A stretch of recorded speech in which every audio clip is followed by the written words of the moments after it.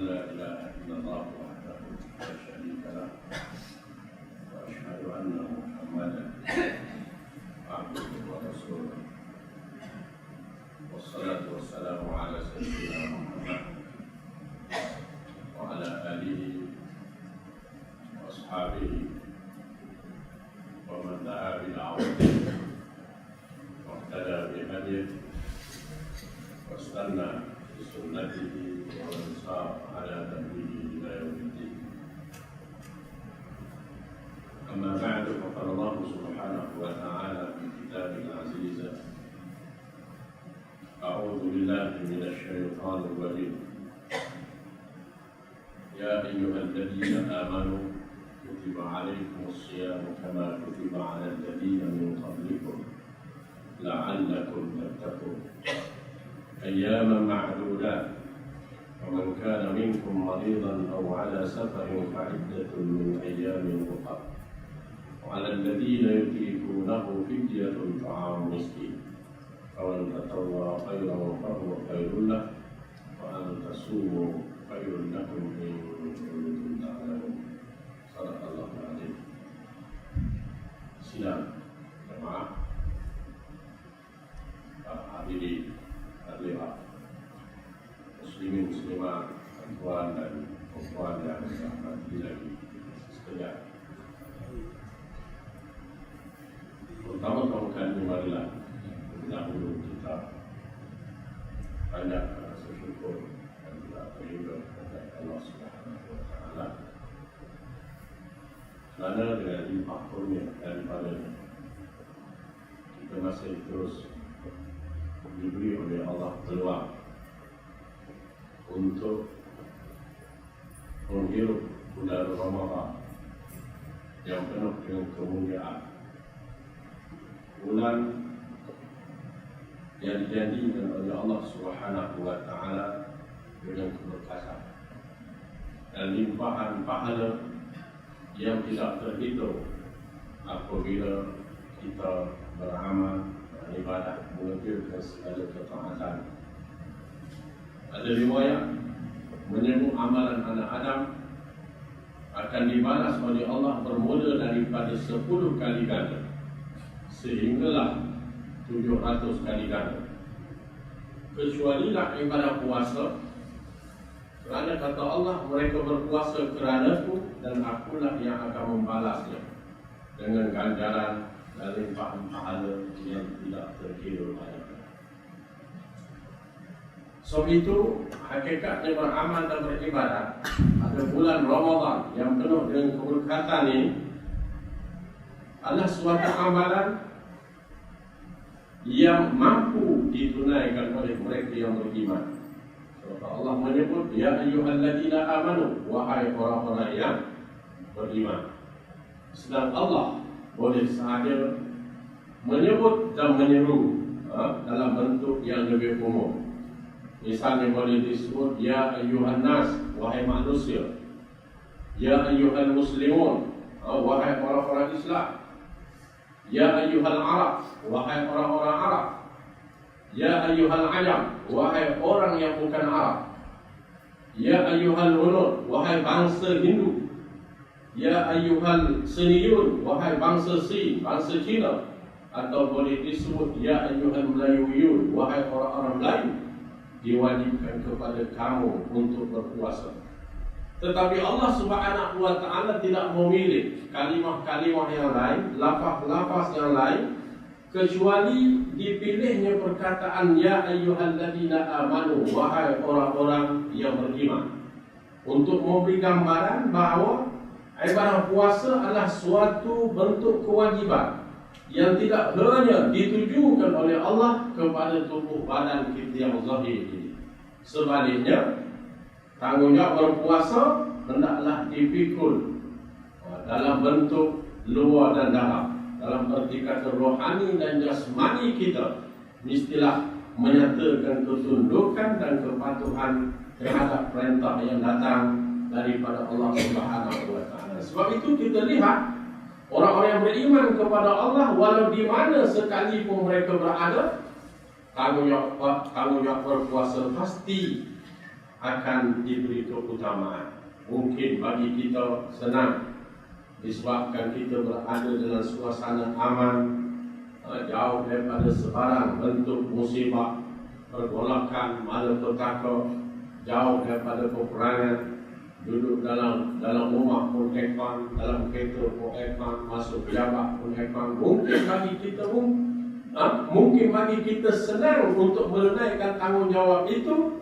Pendek kata, kalau diukur dengan mereka yang berada dalam suasana perang, ataupun mereka yang disebut sebagai pelarian, yang berada di khemah-khemah yang jauh daripada perkara-perkara yang menjadi muayyidat, iaitulah perkara-perkara yang menjadi asas bagi menolong, membantu seseorang itu menunaikan tanggungjawab berpuasa pada bulan Ramadan. Sekalipun dalam suasana suka, sekalipun dalam suasana susah, kita yakin apabila dalam diri itu ada iman, pasti tanggungjawab berpuasa ini ditunaikan dengan cara yang sebaik mungkin. Boleh jadi waktu mereka berbuka, mereka dihidangkan dengan bau. Boleh jadi waktu mereka bersahur, mereka berada dalam suasana bergolak, dalam suasana huru-hara yang tidak menentu. Tetapi golongan yang beriman kepada Allah pasti akan menjadikan tanggungjawab Ramadan ini sebagai suatu rukun ibadat yang wajib ditunaikan sebagaimana Allah telah memperwajibkan kepada umat yang terdahulu sebelum kita. Suatu Allah menyebut kama kutiba 'alal ladzina min qablikum, sebagaimana Allah telah memperwajibkan kepada umat yang datang sebelum daripada kamu. Itu ada riwayat yang datang daripada Ibnu Abbas sebagaimana disebut oleh Imam Bukhari. Kata Imam Bukhari, lamma qadima Nabi sallallahu alaihi wasallam al-Madinah, ketika mana Nabi sampai ke kota Madinah dalam peristiwa hijrah Rasulullah sallallahu alaihi wasallam, ra'al yahudu tasumu, dia melihat orang-orang Yahudi berpuasa pada hari itu. Dan Nabi berkata, qalu ma hadha, kenapakah mereka berpuasa pada hari ini? Jawab mereka itu, qalu hadha yawmus salah wa hadha yawmun najjallahu bani Israil min aduwwihim fasamahu Musa faqala Rasulullah sallallahu alaihi wasallam ana ahaqqu minkum wa ana ahaqqu minkum fasamahu wa amara bisiyamihi. Rasulullah sallallahu alaihi wasallam bertanya orang-orang Yahudi, kenapakah kamu berpuasa pada hari ini? Jawab mereka, hari ini di mana Nabi Allah Saleh menunaikan tanggungjawab berpuasa. Dan begitu juga dengan Nabi Allah Musa ketika mana diselamatkan daripada kepungan Fir'aun. Sehingga apabila Allah menyelamatkannya, melintasi Laut Merah dan ditenggelamkan Fir'aun di tengah-tengah lautan, maka Nabi Allah Musa bersyukur kepada Allah lalu menunaikan tanggungjawab berpuasa pada hari tersebut. Maka kata Nabi, andai kata begitu keadaannya, akulah yang paling layak untuk berpuasa pada hari ini. Nabi pun berpuasa dan menyuruh para sahabat berpuasa pada hari tersebut. Puasa itu dikenali dengan nama puasa Ashura yang kekal sampai ke zaman kita, bahkan sampai ke hari kiamat. Tanggungjawab berpuasa bukanlah sesuatu perkara yang asing dalam masyarakat Islam. Bahkan kepada masyarakat dunia juga mereka tidak menganggap puasa itu sebagai sesuatu yang asing. Bahkan ada riwayat bahawa agama-agama besar yang ada di atas muka bumi ini, mereka juga tidak terlepas daripada berpuasa. Sebagaimana disebut oleh Abu Hasan Ali Al-Hasani An-Nadawi, orang-orang Yahudi berpuasa sebelum daripada kedatangan syariat Nabi Allah Musa. Mereka berpuasa selama 40 hari secara berturut-turut. Begitu juga dalam agama Yahudi, walaupun manusia yang dikira sebagai paling jahat di atas muka bumi ini, tetapi mereka juga tidak boleh terlepas daripada berpuasa. Terutamanya Ramadan minal haddad wal huzun. Mereka berpuasa untuk menyatakan kedukacitaan apabila dilanda dengan satu-satu musibah, seperti banjir besar ataupun dilanda dengan kemarau panjang, ataupun berhadapan dengan wabak penyakit yang serius, maka mereka berpuasa kerana memohon supaya Allah menjauhkan diri mereka daripada wabak dan penyakit yang dihadapi oleh mereka. Begitulah juga dalam agama Buddha ada puasa, dalam agama Hindu ada puasa. Seorang tokoh yang dikenali dengan nama T.M.P. Mahadeva,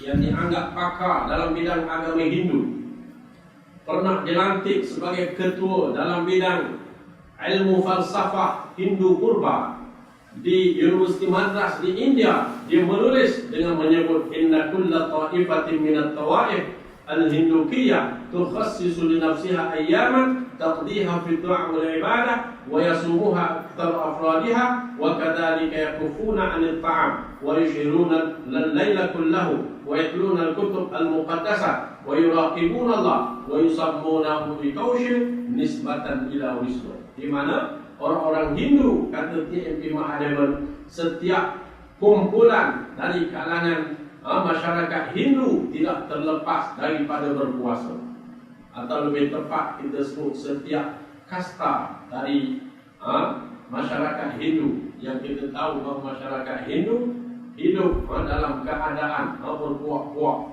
dengan berbagai kasta, bermula daripada kasta Brahmin sehinggalah kepada peringkat yang paling rendah, iaitulah kasta Arya, yang kalau kita lihat semua mereka tidak terlepas daripada menunaikan tanggal berpuasa, terutamanya pada hari tertentu yang dikenali dengan nama puasa Ikaushi, dinisbahkan kepada Tuhan yang bernama Vishnu. Itu ada dalam mazhab di mana agama Hindu. Bahkan kalau kita bandingkan puasa-puasa yang dilakukan oleh mereka berbanding dengan umat Islam, di mana puasa yang disyariatkan oleh Allah kepada umat Islam, dia berlaku pada hari Isnin dalam bulan Sya'ban selepas daripada hijrahnya Rasulullah SAW ke kota Madinah.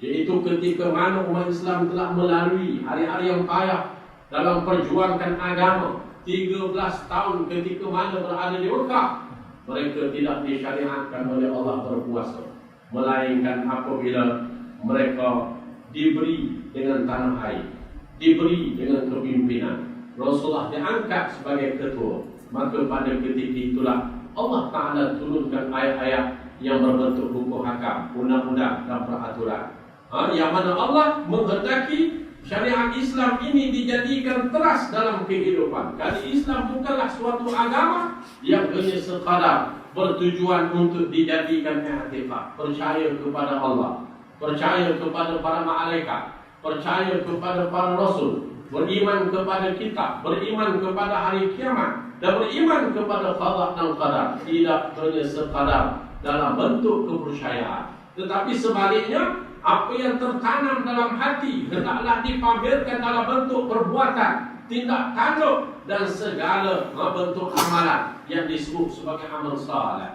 Maka ketika mana Rasulullah telah diberi dengan tanah air, kepimpinan dan negara, maka Allah turunkan ayat-ayat yang berbentuk hukum hakam, undang-undang, peraturan untuk dilaksanakan di tengah-tengah mereka. Ada di kalangan mereka yang mengatakan kalau sekiranya kita melaksanakan hukum hakam yang datang daripada Allah, pasti negeri Madinah akan menjadi huru-hara. Ada sebahagian daripada mereka mengatakan, andai kata kita mengekalkan undang-undang yang sedia ada, yang telah diwarisi sejak turun-temurun mengikut amalan jahiliyah, itu adalah lebih baik. Tetapi umat Islam yang bersama dengan Rasulullah SAW berkeyakinan bahawa undang-undang hukum hakam yang datang daripada Allah itulah yang paling baik, dan apabila dilaksanakan kehendak Allah, segala persoalan yang menjadi beban dalam kehidupan akan dapat dikurai, akan dapat dirungkai, akan dapat diatasi dengan sebaik mungkin. Maka dalam suasana itulah ketika mana umat Islam yang lemah imannya kepada Allah, ada yang terpengaruh dengan pandangan orang-orang Yahudi yang menganggap hukum agama Allah ini tidak sesuai untuk dilaksanakan di tengah-tengah mereka, kata Abu Hasan Nadawi, ketika itulah di mana di saat umat Islam berada dalam keadaan terumbang ambing, lalu Allah turunkan ibadah puasa sebagai suatu bentuk ibadah bertujuan untuk mengembalikan keyakinan, mempertingkatkan keimanan, sehingga kata beliau tujuan yang paling utama ibadah puasa yang disyariatkan oleh Allah adalah litarsifi al-aqidati fi qulubil mu'minin. Tujuan yang paling utama untuk menanamkan dalam diri mereka yang beriman dan mereka yang yakin kepada Allah bahawa tanggungjawab melaksanakan perintah Allah sebagai khalifah di atas muka bumi ini menjadi suatu bentuk keutamaan. Sebab itu disebut likai yastati'u tanfidhal ahkam asy-syar'iyyah wal awamir al-ilahiyah, di mana tujuan yang paling utama kekuatan iman, keteguhan akidah ditanamkan oleh Allah melalui ibadah puasa supaya umat Islam boleh memikul tanggungjawab sebagai khalifah Allah di atas muka bumi dan seterusnya melaksanakan kehendak syariat hukum hakam yang diturunkan oleh Allah seperti suruh dan larang, hudud dan berbagai bentuk hukum hakam yang Allah Ta'ala pamerkan dan Allah Ta'ala sebut di dalam Al-Quran. Bahkan kalau kita lihat hal-hal yang berkait rapat dengan hukum hakam disebut oleh Allah terlebih dahulu sebelum daripada menyebut berkenaan dengan ibadah puasa.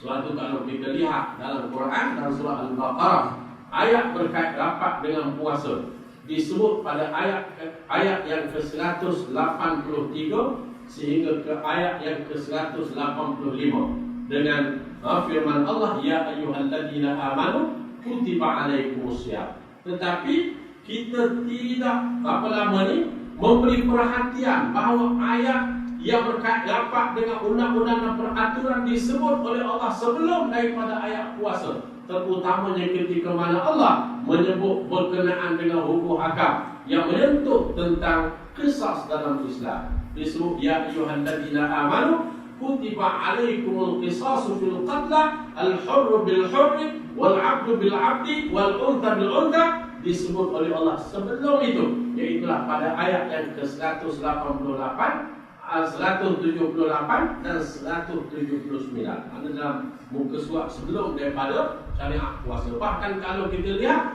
teknik dalam Allah memperwajibkan syariat dan teknik dalam Allah memperwajibkan puasa disebut dalam bentuk yang sama. Ya ayyuhalladzina amanu kutiba alaikumul qisas, dalam ayat hukum. Ya ayyuhalladzina amanu kutiba alaikumusiyam dalam ayat puasa. Dalam arti kata dua kewajiban ini hendaklah berlaku dalam bentuk seiring. Kita tidak boleh hanya menganggap ibadah puasa sahaja sebagai suatu kewajiban, tetapi melaksanakan hukum Allah, undang-undang dan peraturan kita mengambil ringan dan kita tidak mempeduli. Sebab itu 2-3 minggu lepas Sultan Brunei pernah berucap, dia kata siapakah kita di hadapan kebesaran dan keagungan Allah untuk tidak melaksanakan kehendak dan tuntutan syariatnya?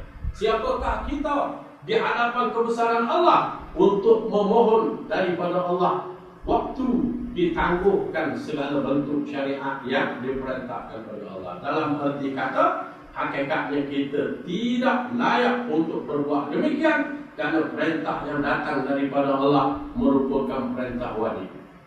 Suatu kalau kita buka dalam surah An-Nur, Allah Ta'ala sebut pada ayat yang pertama, Suratul anzalnaha wa faradnaha wa anzalna fiha ayat wa min bayyinatin. Allah Ta'ala menyebut sesungguhnya inilah satu surah yang kami turunkan, wa faradnaha, dan kami jadikan ia sebagai suatu tanggungjawab. Faradna itu disebut sebagai fardu, maknanya disyariatkan oleh Allah sebagai fardu. Maka oleh kerana itulah kita sebagai umat Islam kena melihat bahawa hakikat berpuasa ini adalah suatu bentuk amal ibadah bertujuan memperteguhkan keyakinan kita bagi kita berjuang menegakkan kalimah Allah Subhanahu wa Ta'ala di atas muka bumi. Samping itu juga kita tahu bahawa ibadah puasa bertujuan untuk membentuk diri kita secara sistematik supaya kita menjadi manusia sentiasa patuh dan tunduk kepada perintah Allah, agar apabila kita berpuasa kita dapat menghindarkan diri kita daripada segala bentuk kemungkaran, kejahatan yang mungkin berlaku di tengah-tengah masyarakat. Dengan adanya puasa, kita dapat lihat seseorang yang berpuasa akan berkurangan melakukan kejahatan. Bahkan masyarakat itu juga kadang-kadang kita dapat lihat yang jahat berhenti daripada kejahatan. Yang tak pernah datang ke masjid, datang ke masjid. Yang kalau kita lihat dalam bulan Ramadan, tidak sebagaimana bulan-bulan yang lain. Masjid melimpah ruah, penuh dengan keberkatan. Mereka sentiasa ingat kepada Allah SWT. Bahkan tempat-tempat yang yang merupakan tempat maksiat, di mana pada bulan Ramadan mereka berhenti paling tidak menghormati kedatangan Ramadan. Itulah yang terbentuk di sebalik ibadah puasa yang disyariatkan oleh Allah, yang di antaranya juga Allah Ta'ala mendidik melalui ibadah puasa supaya kita dapat membentuk pribadi kita, akhlak kita, tingkah laku kita menjadi seorang yang jujur kepada Allah. Suatu ibadah puasa ni pada hakikatnya ibadah yang kita boleh berpura-pura. Waktu kita bersahur, kita boleh makan sahur dengan kaum keluarga. Bila kita sampai tempat kita bekerja di pejabat, kita rasa letih, tengah hari kita boleh masuk tandas, makan nasi lemak. Kemudian kita minum teh tarik misalnya. Kita keluar, kita buat lembik tentu. Orang percaya. Ada benda ni boleh tipu. Boleh mungkin kita balik rumah kita buat macam biasa. Kita berbuka seperti biasa. Ada orang tak anggap kita tidak berpuasa. Tetapi pada hakikatnya Allah menghendaki manusia yang beriman kepada Allah menunaikan tanggungjawab berpuasa itu dengan jujur. Suatu kadang-kadang kita dapat lihat secara langsung di mana orang yang berpuasa akan menjadi ikhlas, jauh daripada dirinya segala sifat sombong, bongkak, angkuh, pemarah, dan tidak lagi ego, tidak ada perasaan dengki dan tidak ada perasaan hasad dalam diri mereka. Tertanam rasa hormat, menghormati di antara satu dengan yang lain. Itulah hakikatnya ibadah puasa mendidik kita sepanjang sebulan dalam bulan Ramadan. Mudah-mudahan apabila selepas Ramadan amalan tabiat yang kita biasakan sepanjang sebulan dalam bulan Ramadan dibentuk oleh Allah secara intensif tadi dapat kita kekalkan bila lepas Ramadan sehinggalah sampai ke puncak Ramadan yang satu lagi. Dan di antaranya perkara yang paling penting di mana Allah turunkan syariat berpuasa ini pada hakikatnya untuk mempertingkatkan daya kekuatan yang ada dalam diri umat Islam. Sebab itu disebut di hujung ayat, la'allakum tattaqun, mudah-mudahan kamu menjadi manusia yang bertakwa. Dan arti kata kita akan memperoleh kekuatan dalaman untuk beramal dan beribadah, untuk berjuang dan menegakkan kalimah Allah di atas muka bumi ini. Suatu kita lihat para sahabat dalam ketika mana mereka berpuasa, tidak hanya sekadar mereka bersembahyang, tidak hanya sekadar mereka berzikir, bertahmid dan bertahlil, tetapi lebih jauh daripada itu umat Islam bersama dengan Rasulullah berada di medan-medan peperangan. Sebab itu banyak hadis-hadis yang menyebut berkenaan di mana Rasulullah dan para sahabat ketika mana mereka berpuasa dalam tahun yang sama mereka disyariatkan untuk berperang pada jalan Allah Subhanahu wa taala. Dan sebagai contoh saya sebut satu hadis berkenaan dengan seorang sahabat yang dikenali dengan nama Umar. Umar ini seorang yang kuat berjuang bersama Rasulullah SAW. Ketika mana Rasulullah berada dalam peperangan Badar, ketika itu Nabi menyebut dalam arti kata kumu ila jannatin arduhas samawati wal ardh. Kata Rasulullah, wahai para sahabatku, bangunlah, bangkitlah untuk berperang pada jalan Allah, kerana bagi kamu disediakan syurga yang terbentang luas, lebih luas daripada langit dan bumi. Lalu Umar berkata, ya Rasulullah, jannatun arduhas samawati wal ardh, benarkah syurga ini lebih luas daripada langit, bumi dan segala isinya? Maka jawab Nabi, qala na'am, ya, sebagaimana yang aku katakan wahai Umar. Lalu Umar pun berkata, bakhin, betul wahai Rasulullah, betul wahai Rasulullah. Lalu di mana Umar pun apalagi mengambil beberapa ketul buah tamar daripada dalam poket jubahnya, dimakan secara satu demi satu. Tetapi ketika mana dia mengunyah buah-buah tamarnya, dia berkata lain, ana huyyitu an akula hatta akula tamarati hadi fa innaha lahayatun. Sesungguhnya kalau aku terus menghabiskan buah tamar ini yang ada di tanganku ini, nescaya kehidupan itu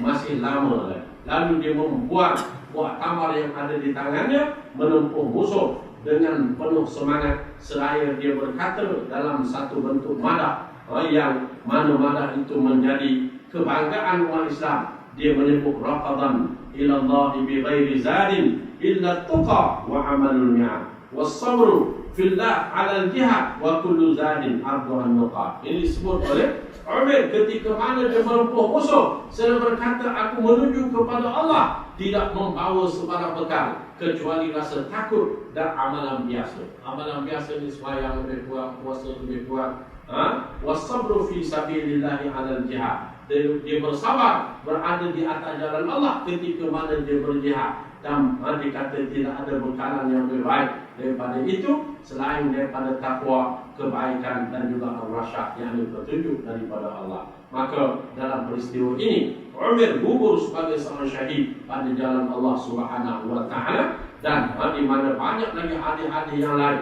yang boleh kita petik ketika mana Rasulullah berpuasa sepanjang dalam bulan Ramadan, bukan di mana sebagaimana kita bila kita berpuasa maka kita banyak tidur, banyak rehat. Berbanding dengan para sahabat Nabi, semakin mereka berpuasa semakin kuatlah semangat mereka untuk mempertahankan agama, berjuang dan berjihad pada jalan Allah. Pada hakikatnya itu adalah suatu bentuk amalan biasa bagi umat Islam silam ketika mana mereka mendekatkan diri kepada Allah, tidak hanya dengan sekadar berzikir, bertahmid, berselawat dalam arti kata kita beramal dengan amalan pribadi masing-masing, tapi lebih jauh daripada itu semangat untuk menegakkan kalimah Allah berkabar-kabar di dalam diri mereka ketika mana mereka berpuasa.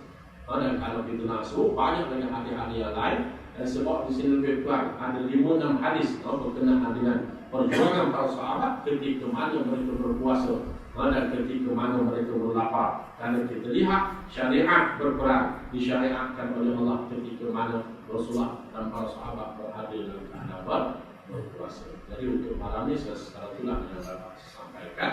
Dan saya akhirnya Assalamualaikum warahmatullahi wabarakatuh. Sebelum saya duduk, kalau sahabat selama ini ada ruang untuk berderma, sebab saya ada 3 orang pelajar yang sedang belajar di Gontor, Indonesia, dan dia balik dia nak pergi lepas raya. Jadi biasanya di Gontor lepas raya itu dia kena bayar yuran terus sekali. Jadi dia orang tidak tahu tidur lah.